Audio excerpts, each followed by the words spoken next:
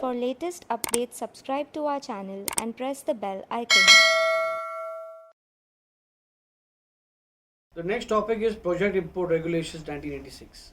Let me begin with giving you a background note. Economic development of any country depends largely on infrastructure, facilities of communication, facilities of commuting, and such areas which are conducive for more manufacturing or such similar activity. Large projects need a lot of capital investment and benefits can be derived over a period of time.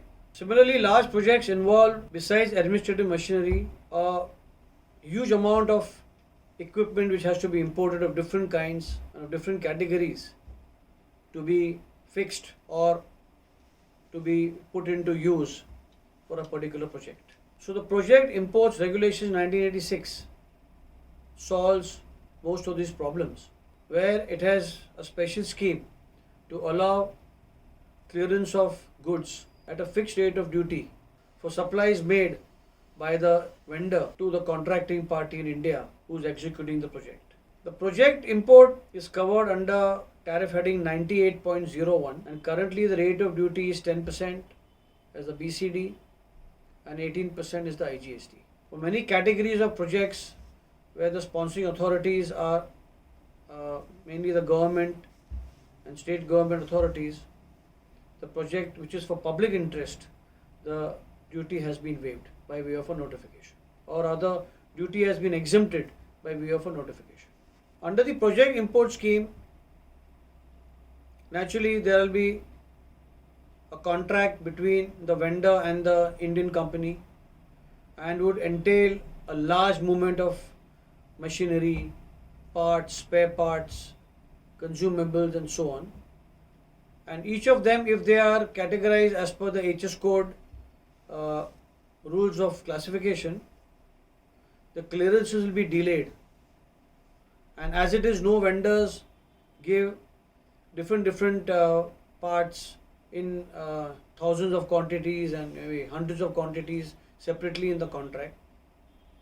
And when they are imported, all these parts are classified under a single heading as 9801, irrespective of their material or component from which they have been made.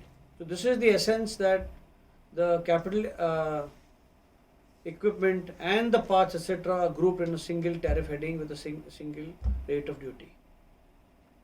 This ensures that the imports are not delayed, the consignments are not delayed, and they are expeditiously cleared upon arrival at the custom station, and will also help in completing the projects within a given time. Let us now analyze that what are the categories of imports which are covered as projects and qualify as projects as far as these regulations are concerned. Let us now consider what are the items eligible under the regulations which qualify for project imports. So all items like prime movers, auxiliary equipment, equipment for R&D, anything that has the capacity to manufacture something, such machineries are eligible to be imported under project import regulations. Also EPCG is covered under these regulations, but here the export obligation is 8 times the duty saved, and more details are covered in the FTP in para 5.1b, which can be read. The categories of imports which are not covered are for hotels, tourism, hospitals and etc. who are not eligible to participate in the project import regulations scheme. Similarly, hospitals, photographic studios are not covered under the scheme, and either the project import can be done for initial setting up or substantial expansion.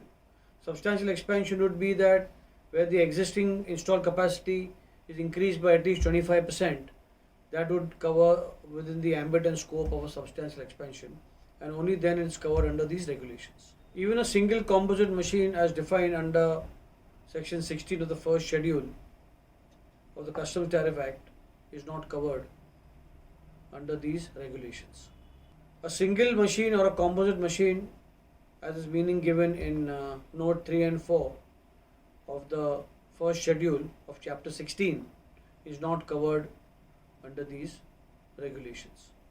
The importer will submit the application duplicate in the prescribed form along with the contract entered with the overseas vendor who has agreed to undertake the project in India.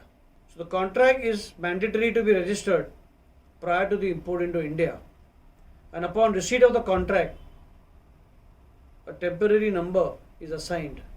The contract to be registered with the Indian Customs also include at times any import trade control license issued by DGFT, and other particulars of the goods to be imported will be mentioned in the application.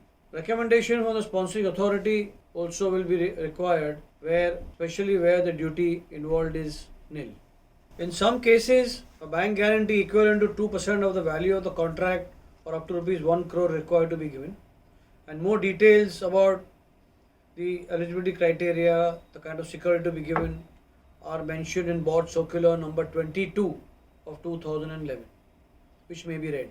Once the contract is submitted in full, a unique number is generated against which all imports will be made by the importer from time to time. Once the imports are complete, it is mandatory within 3 months of the completion of the import to make an important statement, what is known as the reconciliation statement of the imports which are proposed in the contract, the actual imports which took place in respect of that particular contract, and any additional amount of imports which took place, and whether any clearance was given by the sponsoring authority, etc. Once the reconciliation statement is completed, checked and satisfied by the custom authorities, the bond is cancelled, the bank guarantee is returned, or the cash security is returned, and this is how the process of the project import is completed.